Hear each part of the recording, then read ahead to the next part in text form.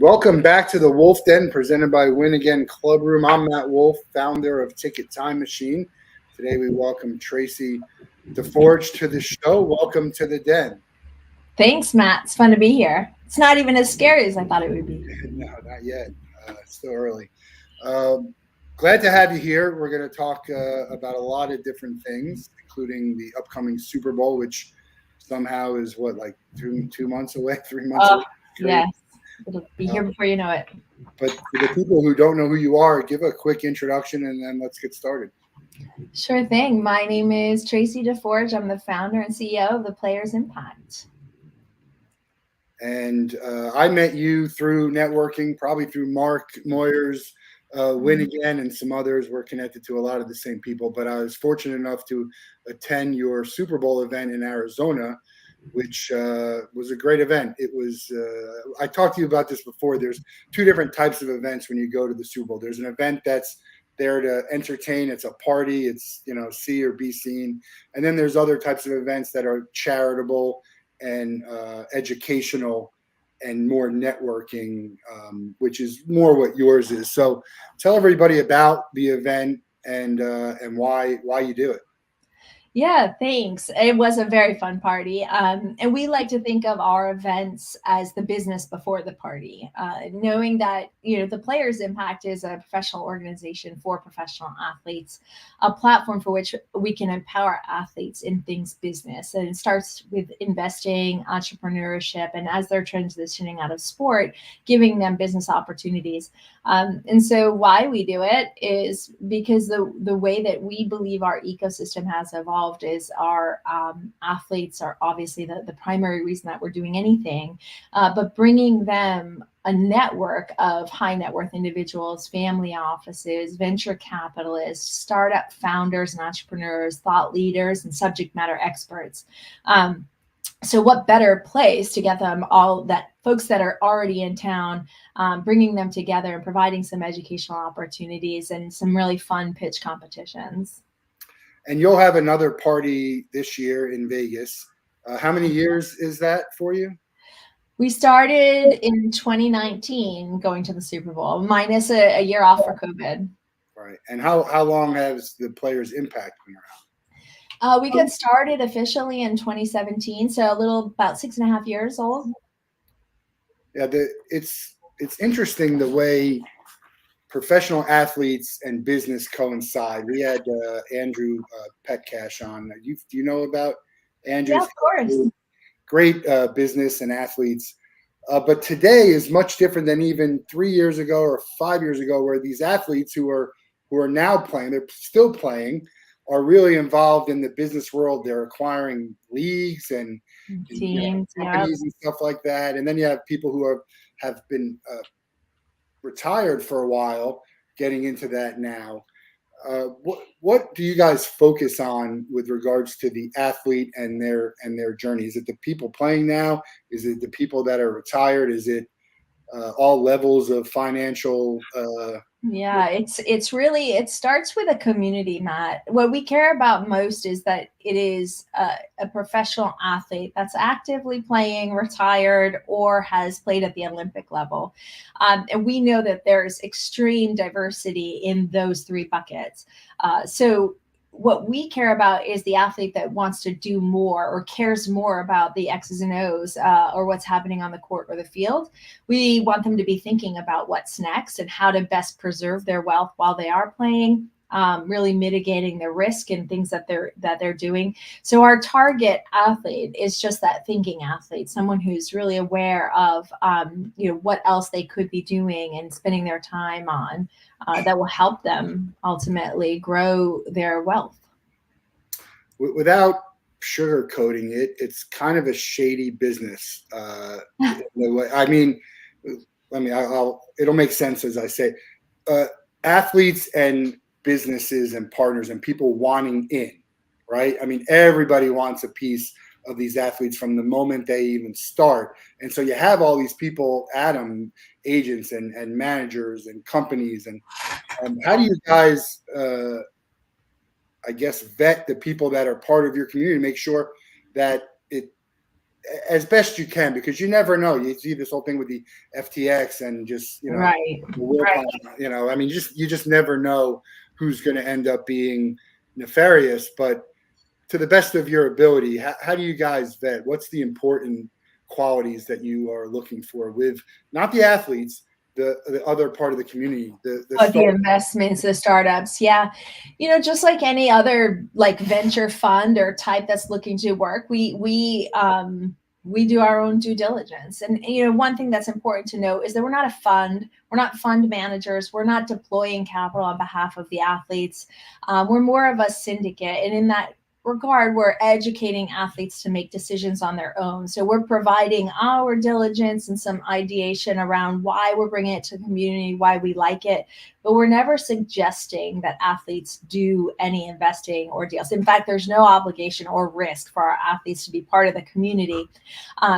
So we have, it's relationship driven, Matt. We know that there are certain criteria that we look at for every company that comes through, for every 2 or 3 opportunities that we bring forward to our athletes every month. We've passed on 100. So that is really about elevating opportunities. And there's different reasons that we do it in different criteria. We're never leading the round, so that we know that there's always a lead investor. We like to close rounds, is really our preference, but it's not easy. And we're not, you can't have 100% no mistakes when it comes to bringing these things forward, because you just never know what circumstances arise even after you make an investment. So it's just about being aware, paying attention, and doing your diligence.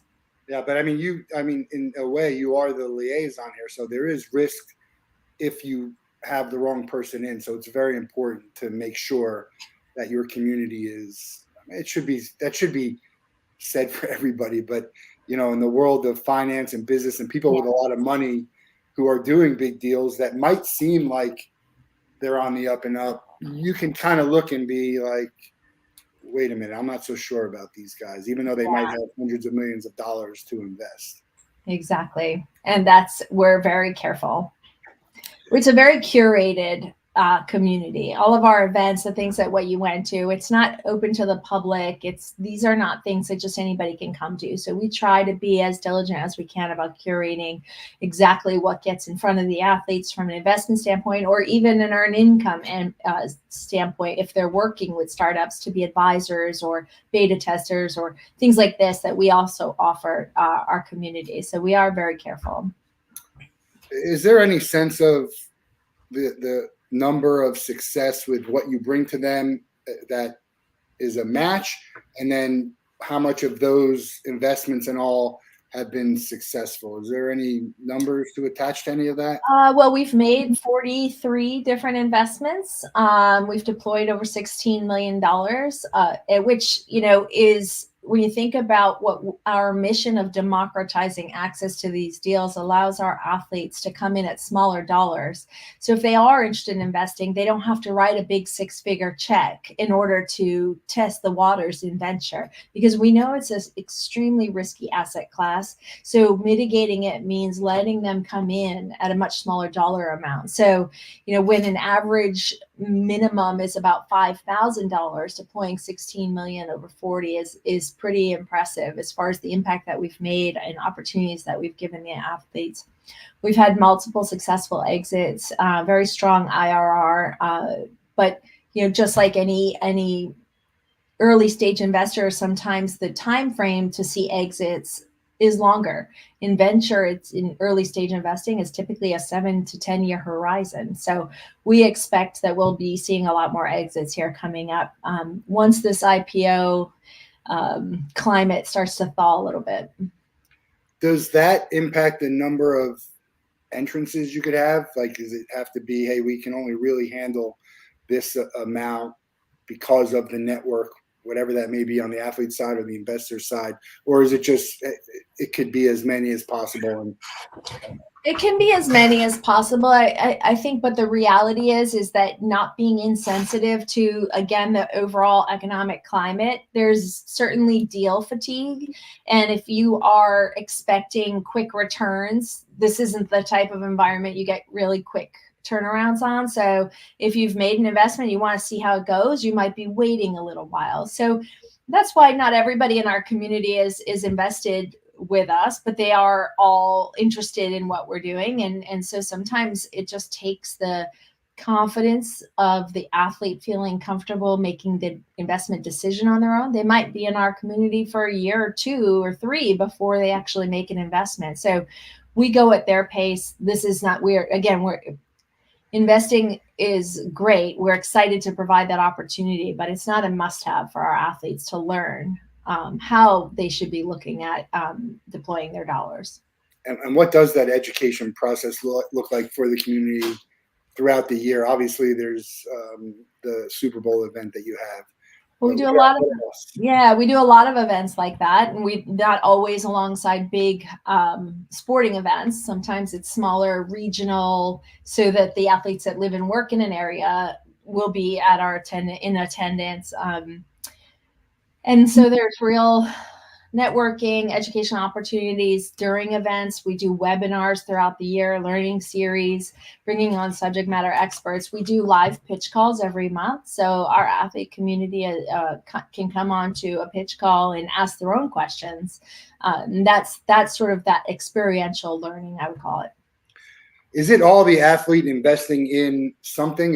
Are there any investors or entrepreneurs or startups who want to invest in the athlete, and that's sort of like a two-way thing, or it's just that one way we're investing in? Well, I would say typically it's the athletes are investing in these companies, but we do have a program for athlete entrepreneurs. So athlete founders that are building businesses, we bring them to our community as well, and our community that extends beyond the athletes of those co-investors, venture folks, family offices, etc. So actually this week we have an athlete founder pitching for capital as part of our monthly pitch. How many members do you have in the community on the athlete side and the other side, and how has that grown, annually? Is it? Yeah, I have to say that we're fortunate to have I believe the trust of the community, and that it's grown by word of mouth over the last 6 years. And it grows incrementally, sometimes more times than others. We have to do a better job of getting our name out there, which is why things like this are great. Thank you again for having us. And so as the community is growing, we're showing growth on both sides. The startups, our deal pipeline that want to work with athletes, which is why we started our exchange, that program for startups to belong to our community and then work with athletes, find ways to work with our athlete community. So it's we've got over 700 plus athletes covering 28 different sports. This almost seems like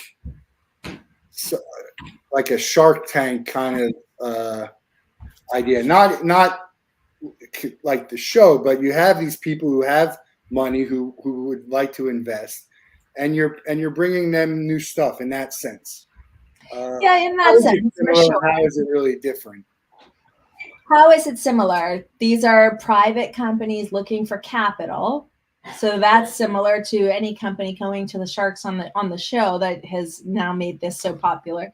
But it's different in that we're pre-vetting and curating the investment opportunities. We're diligencing ones and really percolating the ones to the top, which I'm sure the Shark Tank does, but there's different reasons why you bring things forward. And the other thing is that there's no pressure from our community to invest on the spot.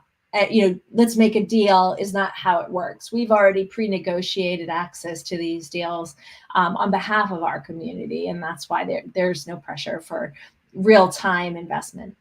So the athlete isn't really involved in any of the negotiation. It's already been negotiated. Say, here's what it takes to get in. Do you want in?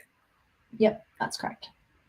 Which is good. Has it been evaluated, hopefully fairly, that works for both sides? I mean, you think about when you look at those,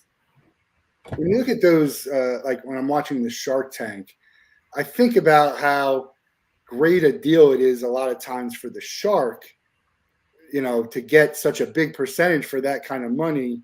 Yeah. And I also look at the other side, like, look, it's probably going to help them. Who knows what it is. I'm a business owner myself and wouldn't give up that kind of percent. I don't care how much money you gave me. I mean, obviously. And that's the key. That's one of the keys that you have to think about as you're making investments, right? Is not all athletes want to be an influencer on the investment. The Shark Tank folks that get big percentages, it's because they've got infrastructures and influence over it. But our athletes don't necessarily have to put their name on an investment. They can just very quietly invest dollars on straight ROI. And there may be ways that they can't influence it. What percentage would you say want to get involved and what don't? What's the split on that? It varies. It really does vary. I will say that our athletes invest anonymously to the company. It's only when they want to do something further that we sort of facilitate that. So I would say it's a decent amount that want to get involved, but for the most part, they're just happy to make the investment. And as a collective, I have to say, like, TPI helps the companies that we're invested in by, incorporating them at our events and promoting them and things like that, just by being portfolio companies. Are you able to talk about any successes on the investment side, or maybe something that you passed on that you can, if you went back, you'd be like, we probably should have? Let's see. We have, documented exits. DraftKings was a good one for us. We got into the last private round that they raised before they went public. So that was a quick turnaround in terms of venture investing. It was 24 months before we were able to provide a 6x return to the athletes that invested. As far as ones that we've seen that there've been a few SaaS-based tech software companies that I think that were really quite interesting. Folks like, they've since not done that well, but Data Robot was on a nice trajectory for a while. We see a lot. One thing that is amazing about where we sit is we look across stage and across vertical, so we really bring deals from all over. It's exciting. There's, off the top of my head, I can't think of any that we've missed that have done extremely well, but I'm sure there are some. No, and we always have like an opportunity. Even when I look at the houses that I bought over the years, like if I would have bought this 5 years earlier when I was about to do it, you would have had much better returns. Or if you would have bought the Apple stock when someone told you, exactly, or not sold the stock when someone told you. If I told you how many times I've had people say, I wish I put more in, right, when we got in, and they didn't put as much as they, because 5,000 it's important to learn and to not risk it. But if it does really well, you always wish you put more in. And to them, 5,000, again, to some of the people you're talking to, 5,000 isn't as much money to everyone, Yeah, but to a lot of our athletes, and this is something that I think is a misconception out there, is that all athletes have money to spend. First of all, they shouldn't be necessarily investing in venture. Most people shouldn't be investing in venture unless they have, X amount of net worth, and there's a small sliver of your net worth that you can allocate to something like this type of alternative investment. So stuff you can afford to lose. That's exactly what we say. Like, you should think of this money as gone once you invest it. Obviously, we hope that's not the case, but you have to be able to afford to lose it. In the venture world, does, it depends how risk averse you are, obviously, but to take chances can be very rewarding in a lot of situations.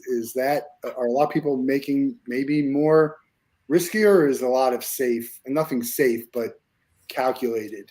Yeah, I will say that for us, we see a trend in bigger check sizes for later stage companies, which is fairly mitigated risk. Yeah. Not risk-free, but fairly mitigated if you already know that there's distribution, or they're in market, there's product market fit, they've got, the international expansion on the horizon, things like that you'll know. It's what stage they're raising, right? So in venture, it's the difference between a seed stage company or a company that's literally at a friends and family round, which is maybe taking in some money to get the concept started, all the way up to a pre-IPO, like a Series F or E, for example, which is huge numbers. The company's got to have a certain amount of revenue to even think about IPOing. So it is a big range.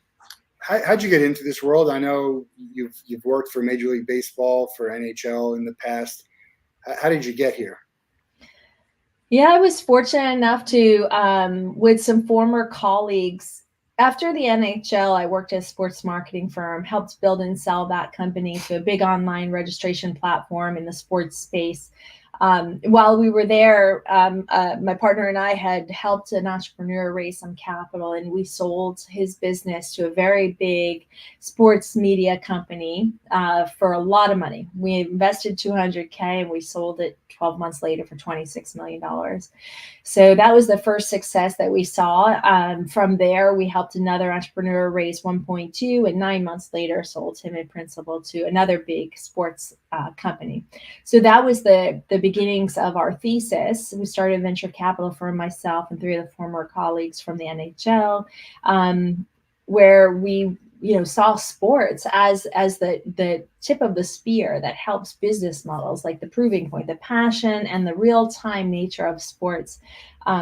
So we started a venture capital firm back in 2007 and never looked back since, right? Have been somehow in the space, building, buying, selling, investing in this area, and I really love it. And it's in my DNA, the sports, right? I've been doing it my entire career. What would have happened if early on you didn't have that success? Do you ever think about where you would be?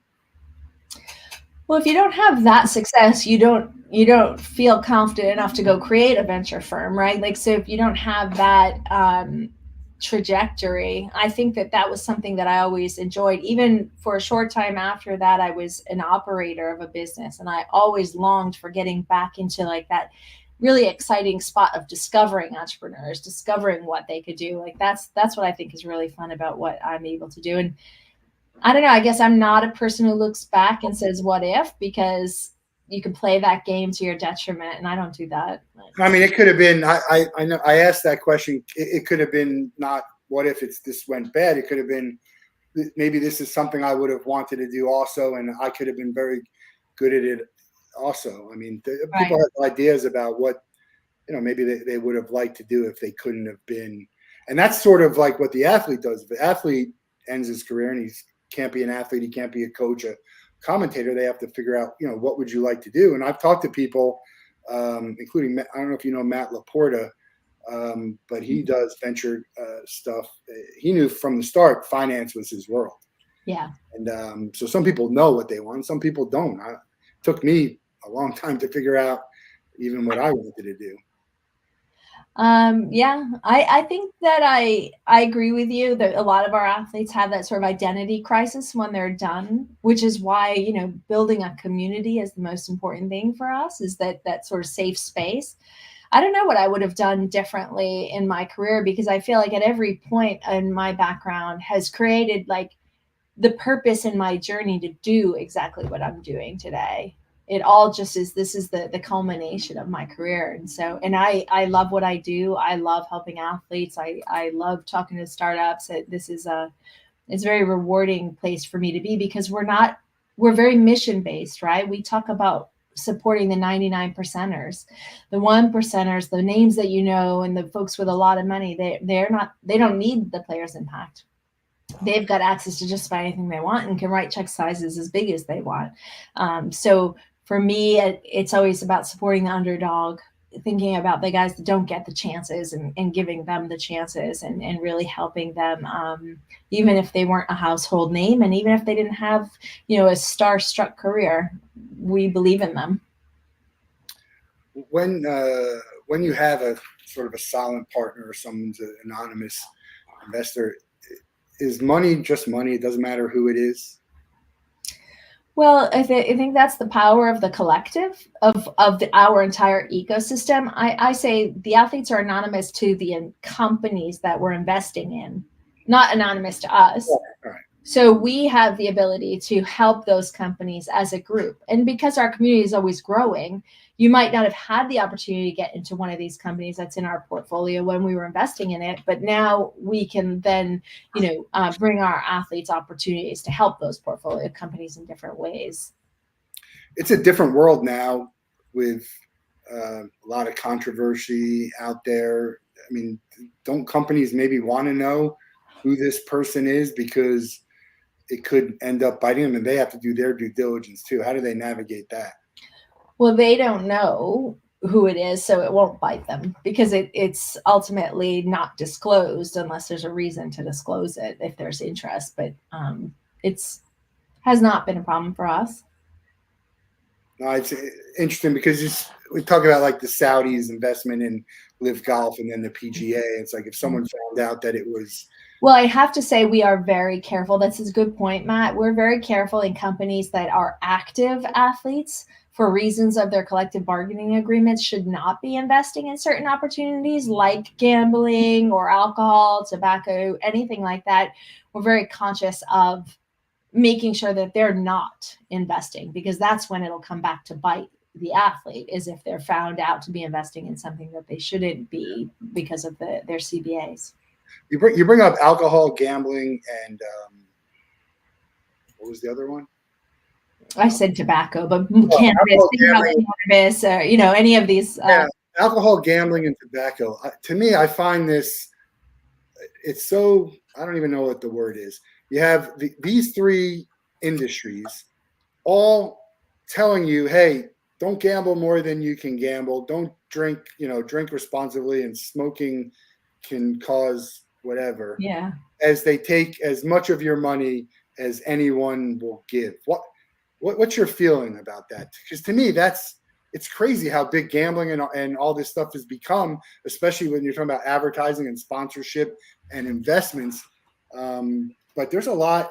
I think there's a lot more losing than winning. I mean, from a personal standpoint, I agree with you. Obviously, I'd rather not have that be the case where those things, especially as a mom, where, my kids who are watching sports are getting bombarded with these messages. I certainly prefer that wasn't the case of that's what the cool, thing is. I know as the Players Impact have turned away dollars from people who we felt didn't fit our ethos, right? So there's been groups that wanted to give us money we felt uncomfortable with. And so, but, it's a capitalist society. No, I agree. I agree with that. It's not. Money makes the world go around. Not going away. But I can tell you that as an avid sports fan, and I used to watch SportsCenter religiously. There's a few reasons why I don't watch it anymore, and that ship had sailed a long time ago. But one of the things that is that I dislike the most right now is two things: the fantasy sports aspect, and the gambling, which is basically the same. But every time they talk about it, it's like, hey, this team is favored. Like to me, that takes away from the enjoyment of watching. If you're not a gambler and you don't participate in that, and it gets shoved in your face, like they have separate channels and separate shows for that. Yeah. I think that's fine. That's the one thing. And the second thing is the scroller that we have here, which is great to share your information. But ESPN, long time ago, decided to put scores at the bottom, which is fine after you've told me what happened, right? So now I get spoiler alert here if I can't watch it because if I didn't know a score what happened. And as they're talking about it, they lead the story with, hey, this team won. Here's how they won. Back in the day, they used to go, I have no idea what happened. I'm going to watch and see how it unfolds. What do you see in sports that, has been, I guess, maybe to the detriment of technology or the world we live in? Oh, gosh, that's an interesting question. I think that, sports like baseball are being pressed to change the rules of this timeless game that's been there forever because of the way society is evolving to watch, their attention spans and such. And so there's pressure now with the speeding up the game and all the rule changes that are happening that I think that are. You dislike those rules? I will not comment if I like or dislike. I'm giving you an example of how the pressures are real for these sports to mean, what makes the sport happen? Fans, right? You need fans in the seats, buying the tickets, watching the highlights, spending the money. And so you have to react to what is in the best fans' interest. And technology has, for the most part, enhanced that. But there are parts of it that are very detracting. And I think that's a struggle that teams and leagues are constantly thinking about, is how do we make a better experience, without jacking up ticket prices that makes it prohibitive for a family of 4 to attend a game. I think that there's a lot of terrible things that do happen, like the big corporate tickets, and not being able to get into, bring my kids to a game is hard. But have you tried banana ball? No. What is banana ball? What's banana ball? Oh my goodness. The Savannah Bananas? Oh, the Savannah Bananas. Yeah. And their rules. They've changed the rules, which is it's Okay. more entertainment now than baseball. So it's like a Harlem Globetrotters versus. It is, but it's not fixed. They actually lost more games last year than they had won. Oh. But I say that because like that is something that is affordable. It's entertainment, and I agree with you. And I don't know how much money they make, but I'm betting it's a considerable amount. Like it might not be hundreds of millions, right? But it's a win-win-win-win. I mean, it feels like everybody's winning with this. They do have some interesting. But a sports purist will say that's not. There's plenty of people who dislike it, and the difference for that is like that's clearly entertainment, even though there is competition to it. So I think there's a difference in if you're trying to change the rules of a game that are in competition, like, hey, let's put a guy on second to start, extra innings, but then don't do that in the playoffs. It's very weird to me. Let me first ask you this: what sport? You're a sports fan. You're in the sports world. What sports do you watch and really follow religiously? Like, what's your favorite?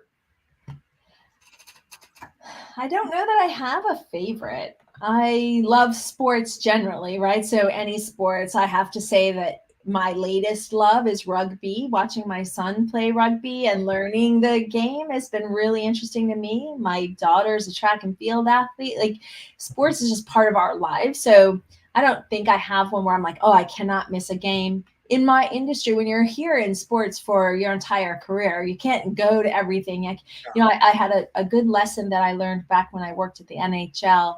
I was told I can no longer be a fan of a team at that point because I worked for the league. Of course you can be, right? But there's that like objectivity that you have to take across all of it. And I think that actually has been what's kept me more neutral throughout the rest of my career. Is obviously I enjoy going to the World Series and but I try to just not be overly fangirl on anything. I'm so biased. I can't even pick. I can't play fantasy. I quit a decade ago because of it. Yeah. I do these pick 'em pools, and I'm in last place because I just will never pick the Dallas Cowboys. Right, you're not going to fight it. Dallas Cowboys to win anything, and so it's interesting that way. I have some things. I'm much more college oriented than I am pros, but I'm still way more of a fan than the average person in sports, and that I put a lot of time and energy and effort into all of that. Tell me about a sport that is for you enjoy more live and not so much on television, and vice versa, one that maybe you enjoy on TV but you're like live. In person, I love hockey. I love hockey. I love like the coolness of the game, the sounds, the skates, the banging, the crashing. I think it's a fast game. I think the skill level is so high. In person, I actually love watching baseball. In person, I do. I love the whole stadium experience. I was a bleacher creature in the early 90s watching the Yankees come up. So and that's more of a personal thing. I don't know if I could say objectively there was reasons why I did, but I love being in a ballpark. No, but Just went down to spring training this past March down in Tampa. It was great. I think that's a normal reaction to feel like watching baseball in person is much better than watching it on television. I think that's normal. This is my team now, and I know is where you're sitting. Probably not a huge fan No. of them. That was exciting times, and we'll see what happens early on in the season for us here. Yeah, it's becoming like I love being at a game, but there is these factors and causes it and temperature and the people around you and there's a thing depends on who you're attending the game with too, right? Is what kind of game you're going to have. If it's a business corporate thing, or if I'm going with my kids and there's drunk people behind me, and there's so many factors. But generally, I love being in person. Yeah, I do too. And I got a man cave with theater seats and a 100-inch screen with its 80-inch television, and I'd still rather be right in the thick of it, sweating and probably not eating whatever I want to eat because it's way too expensive to and not good for you probably. Yeah, well that for sure. But believe me, when I eat at my house and I make it for a game, it's not no better, right? I don't eat anything healthy when I'm watching. No celery sticks and salad when I'm watching the football. So is football your favorite sport? I don't know that I have one. College basketball, probably if I could only watch one thing for the rest of my life, it would probably be college basketball followed by college football. But I love everything. I mean, I go to see everything. I mean, I'm like you. I would go see all of these rugby and even lacrosse, and I'd go to see a cricket. I was fortunate enough to go overseas. I saw a soccer match in Germany, and I saw baseball in Japan. Two really, I recommend anyone go if you can go to see either one of those. I'd love to see a basketball game out there. I do have tickets to the Olympics for next year. I don't know if I'll be able to go. What have you seen outside of the U.S. that is real memorable for you, and what haven't you seen that you'd love to get to? Well, I have to admit that I've seen it in the U.S., but it's not as popular in the U.S. And I sit on the board of USA Team Handball. Do you know what that is? Yeah, of course. Yeah, so handball is actually wildly popular across the world and not so much here in the States. But that's a really interesting sport. It's like a combination lacrosse meets basketball court, but with the speed and tackle almost of like a football or a rugby. It's really a crazy sport to watch. So what do you think would be the big difference between watching it there? I mean, the crowds, are they much more interested? Because there's a lot of stuff in the US, you still get a pretty good crowd, but you go over outside of the US and you're like, this is crazy. Well, I'll tell you what I had the good fortune of doing last year is watching the NFL game in Munich. That's I was in London, but I was just saying that's a fun environment. This was the very first one that Germany has ever hosted of the NFL. And never in my life have I stood every minute of an NFL game. Yeah. Those fans did not sit down.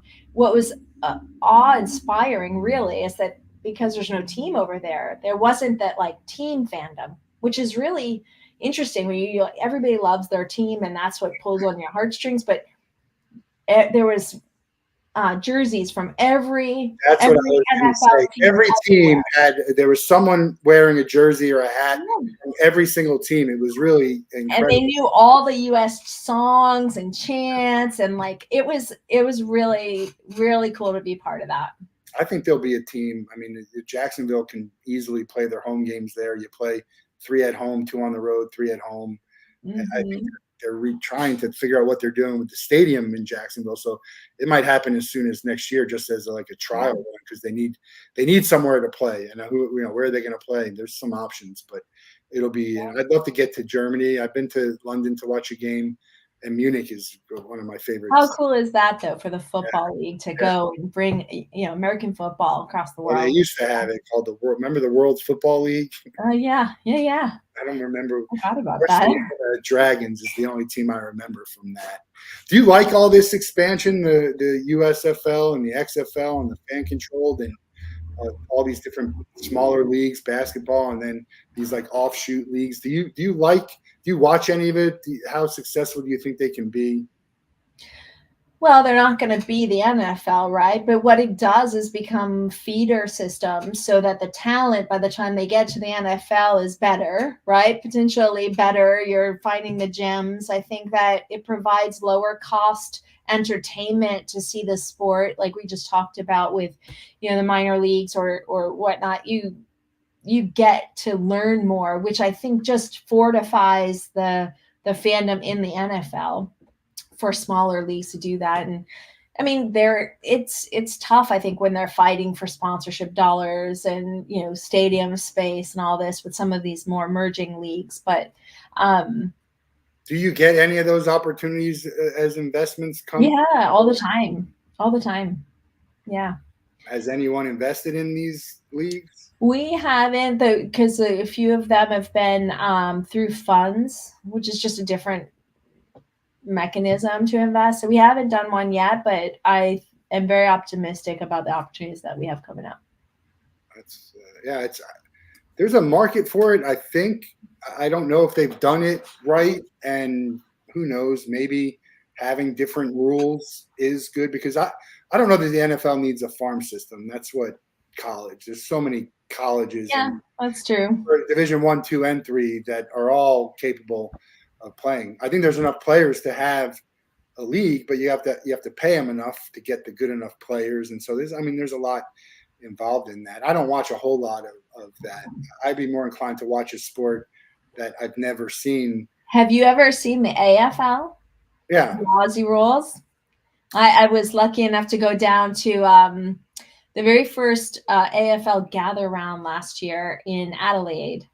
Was absolutely amazing to watch that sport. Talk about being like familiar yet so strange. It wasn't our football rules, but it's more like a 360-degree game. It was very, very cool opportunity. I mean, that's what I think is when you have that difference for me, it's not like I'm going to say, well, I'm watching a less quality game. Mm-hmm. Whereas if it's football's football, and you're like, but these guys are. I watch the NFL, even college. I think is almost better games. So you think it's a little too saturated to have all I those? think so, but I think just tweaking a little bit in the rules, similar to the way the Bananas do it. Similar, if you've ever heard of a mega ball, where it's 3 teams kicking against the goal. I mean, once you start to change the rules again, you're not comparing it. I don't think I'm comparing it to a regular match, which allows me to enjoy it more. Because I'm not saying, well, if I just want to watch soccer, I'll go watch soccer. How are you feeling about pickleball these days, Matt? I played it once. I think it's a fun game. I think but I don't see how it's going to be a huge deal from a professional standpoint with tons of people wanting to watch it on television. And I just don't know. I don't know that there's enough tennis players for tennis to be, highly attended and televised over the course of their whole season. Sure, you get the majors, and that might be even the same problem that golf has. So I think that's a tough sell. There's a lot of money behind it, right? A lot of athletes involved. Yep.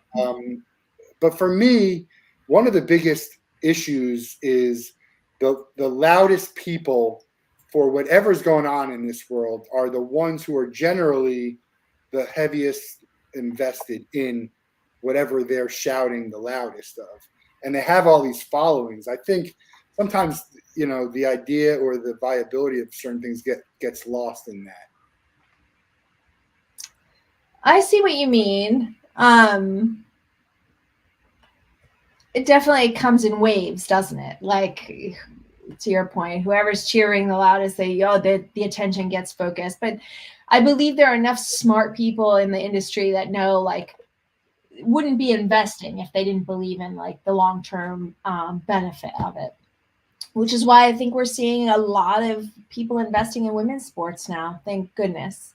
Finally, our day has come for women's professional sports across soccer, football, volleyball now.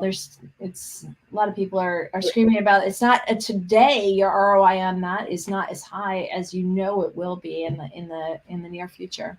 I'm all for women's sports, and I think that certainly the women's soccer and their fight for equality on the dollars, I'm on their side. Bill Burr, famous comedian, has a thing, and he's not the only one who said it, but his basic thing about the women's sports is that the women aren't showing up and supporting it, and that's the only way it's going to happen. Is there any truth to that? I mean, because it's not, the men aren't going to carry all of it, so you're going to have a lot more women who show up and attend these games and put money into it and sponsor it and watch it on TV, which I don't think they've been able to get. It's obviously increased, but is that the problem? What's the biggest problem? I don't love that mentality of like only women are going to watch. Not only women, but more women have to. Well, more women have to, but I think men have to set the precedent, right? I mean, I don't know if you have children, but if you've got daughters and you see them at 5 years old playing on the soccer field, you want them to be able to look and see that there are role models and people that they can aspire to be, right? Because if you can't see it, you can't be it. And that's ultimately what we're trying to do, is to change the path and the trajectory for all of the young girls to see a place for them to commit and dedicate themselves to. But we see these spikes like in the Olympics, in the World Cups, in the national championships. Those are the stuff that I'm going to watch, but I'm not going to watch in general regular season. I mean, I had a college basketball game on in the background yesterday. They were playing in France, I think, Paris. But I'm not going to watch a whole lot of regular season stuff. Not necessarily because I don't think it's good. It's just I have so much. I have limited amount of time to watch games. Sports in general. So many games. I mean, especially when you talk about something like you and me, if we're going to watch rugby and lacrosse and ping pong and all of that. So I don't have time. So it's not, you got to find the people who have the interest, who want to find something and then grow that. I'm not saying it can't be done, but it's a tough road. And so the people who have the money and the voices and are the bigger names, they need to be the ones to step up, and I think others will follow. Same in that mentality, as I said, the ones heavily is invested. Like their network. Well, I think you've seen that with groups like Angel City FC and their ability to bring, stars onto their cap table to be able to talk about it. And they've done an amazing job building a community out there that people feel, is first choice of anything to go and watch versus a third choice, Yeah. Where, if you're suddenly commissioner of anything and you could change one rule in any sport, what would you do? Is there anything that's just been on your mind? Like, you know what? I wish this would be a thing. That's a really good question. Nothing's been on my mind. I don't have a good answer for that one. All right, you'll think about it. I will think about it, and I will come back to you. Yeah, you've been to a lot. You're a lot in sports. Well, here's a rule I would change. Yeah, there you go. It's not a rule necessarily, but I might implement more protection for sports, concussion type protection to a lot of these sports. I think we should focus more on that if our youth are playing, and I think that the NFL is obviously trying to attach it, but I think there's a lot of concussions in soccer, and there's ways now with technology and things that we have that we should be protecting our athletes more and their long-term health. Yeah, we had Hillary from, and I'm blanking on the name, but they have hydrogen treatment for concussions. And my mind is blanking today. That's not good. I did not have this. I mean, there's a lot of concussion detection, concussion prevention, concussion recovery. There's really so much that I think that talking the loudest, that would be something that I would love to implement, is just have our athletes' health at the forefront of all of sports. Well, like I mean, soccer, they probably can't run around in helmets, but maybe No, they can no, but wear they some protective. there's have you ever heard of the Q collar? No. There's a lot of athletes wearing it now in the NFL and in soccer, and it's just a little device, like a neck thing that actually works by creating almost like a cushion for your brain. Your carotid arteries get pinched to when you have a blow, so that your brain doesn't have as much impact. So things like that don't affect the play, don't affect anything other than being preventative. I think those are things that we should talk more about. And that's sort of some of what you did, at least the Super Bowl event here, is have companies that are involved in that world. What are you going to have in this? Vegas? Yeah. What kind of, is there a theme? Is there a certain type of company that you're looking to come into pitch? Do you already have them? Are you evaluating them? We're just now putting out the call for companies to participate in our pitch competition. The theme on the education side will be looking at all other alternative assets and ways that athletes are getting involved in investing. But on the pitch competition, we won't have a theme. It's really just best of breed companies that we think will resonate. We're really excited about it. And the pitch, is that more for athletes to invest? Because it felt like it was just more for people, that you want to get this type of stuff in front of people, not necessarily an athlete who might want to invest. It would be a person who might want to buy it once it gets to market. Well, the pitch competitions that we do at places like that, we always bring forward the opportunities to our athlete community, because not all of our 700 plus athletes can attend the Super Bowl event, right? So it's really for exposure, showing people what we're doing. It helps us let startups know that we're a place for capital and ways for us to promote what they're doing, as well as letting the athletes know how we go about things. So some of those companies ended up getting invested in based on our Super Bowl. Yeah. In Arizona, you had Marshall Falk. Did you have Doug Flutie? Doug Flutie did not come to that event. He came to the year before. Okay, so you've had both of them. Yeah. Any breaking news here on who we can expect to see in Vegas? Can we share anything? Not just yet, Matt. But I will say that in the near future, you'll be hearing more about who will be there. It's going to be a good one. NFL? Is that, I mean, it's because it's a Super Bowl. Is the NFL what you sort of? Well, it's easiest to get NFL players there, right? Because they're probably there for other reasons. The PA has events and the league has events that they're invited to. So we've got a really exciting guest of honor that I'm not going to disclose just If you can pick anyone, it doesn't matter. You can just snap your fingers and that person's going to come to the event. Is there someone that you would love to have? Obviously, I mean, there's so many, but is there someone? I think someone like a Shaquille O'Neal. He's such an influential person, and his mission based, like how he thinks about things.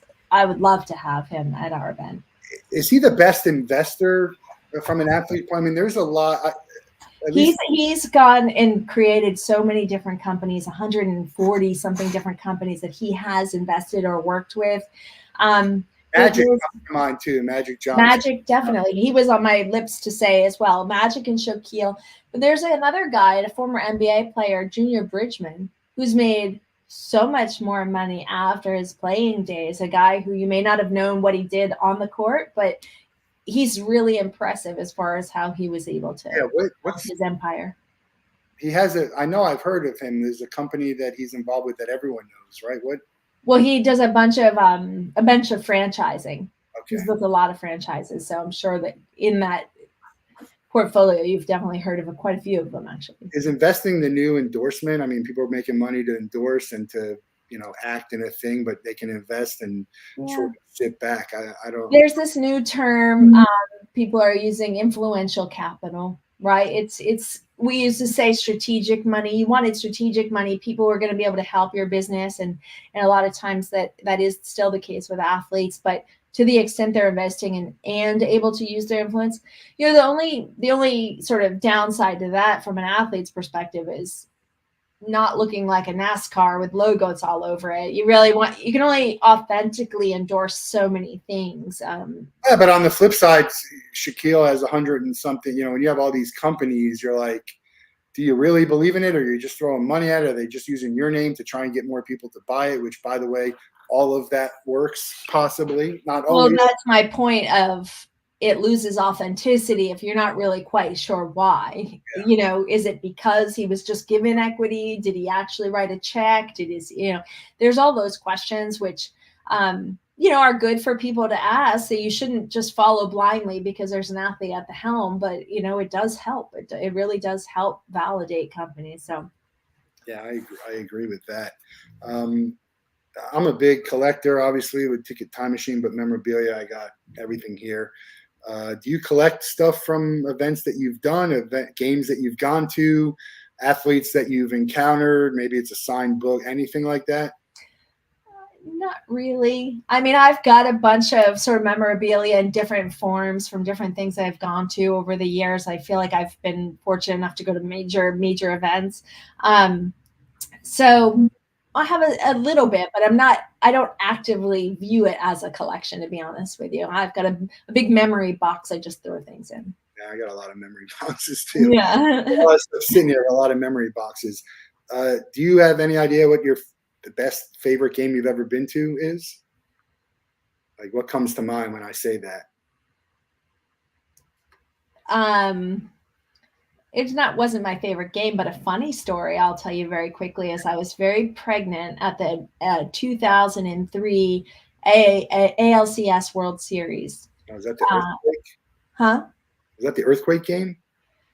No, it was Game 7 of the ALCS in New York. I was very pregnant. My husband is a Red Sox fan, so I was a Yankees fan. We said this game is ultimately going to decide. Our baby was due in like a month and a half or something. Ultimately going to decide our child's religion. Whoever wins the game, that's how we're going to raise our child. The religion. This boy, religion. Sports is a religion for us, right? Oh, yeah. So that was Aaron Boone's walk-off home run. Oh, there you go. Amazing. I was like, great. I'm raising a Yankee fan. Let's go. Is he still a Yankee fan? Well, within a year later, we moved back to Boston, about 3 stops away from Fenway, and too hard to force him to be a Yankee fan in enemy territory. So no, he's not, but that was a quick, funny story. What's a bucket list event that you haven't been to that you would like to go to? Oh gosh, I have so many of those. Wimbledon, for example, I'm dying to see a cricket game, like a big cricket game. All good. Yeah. My sister goes to the French Open. She's been like 4 or 5 times. She loves it. Yeah, amazing. She did go to Wimbledon this year. She waited all this time in the rain to get like a grounds pass. Yeah, so she was at Wimbledon too. She was traveling the world. Yeah. No, those are all great choices. We're going to let you out of the Wolff Den with the same question everybody gets. You can spend 24 hours with anybody in the world, but they have to be alive and you can't be related to them. Who would you choose and what would you guys do? Oh, you've got some good questions, and I was not prepared for this one. 24 hours to spend.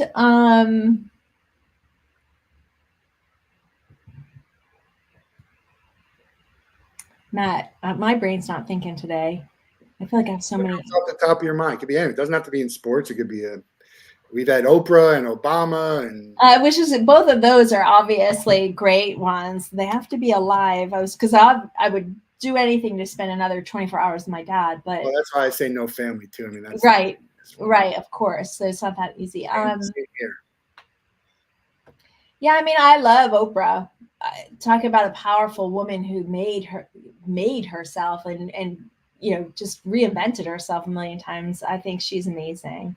What would we do though? Like, just sit around and chat, talk about our book list, talk about all our favorite things, like how. There's probably another 20 people that I feel ashamed that I don't have at the ready for that answer. No, that's all right. We like to get whatever comes to mind or. I love brilliant people, smart people. That's the type of people I like to spend my time with and learn from. So anyone Qualify as that also. absolutely You got a Super Bowl event. Give me a Super Bowl prediction. Who's going to be there? not the Patriots. Yeah, that I know. So that's all. That's all I got. I think it's going to be Eagles Bengals. That's my prediction. Okay, that's interesting. Yeah. And who do you pick to win? I think the Eagles will win. But yeah, and I'm biased, so I kind of can agree with that. Eagles definitely. Bengals. They should have won last year. It was the only Super Bowl I've ever been to, and I thought they should have won. Very disappointing for them not to, but that's how it goes. You never know if you get back. Hopefully they can. Why you got to play the game, man? It's not played on paper. Odds are nothing if you're not playing. Check out the playersimpact.com, the Players Impact on Instagram, and Players Impact on Twitter.